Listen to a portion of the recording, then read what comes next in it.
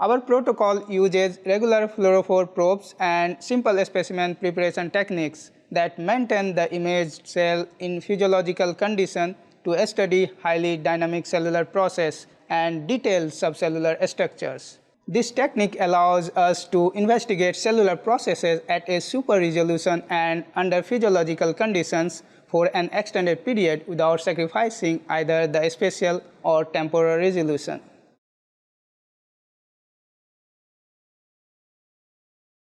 Begin by cutting a 12 to 14 kilodalton molecular weight cutoff dialysis membrane into small pieces and soaking the pieces with 100 microliters of live cell medium for about 5 minutes.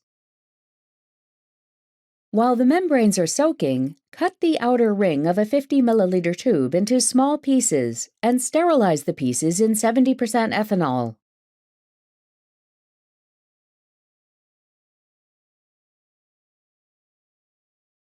For testes dissection and mounting, transfer 10 2 to 3 day old anesthetized male flies into a dissection dish under a dissecting microscope and use fine forceps to remove the testes.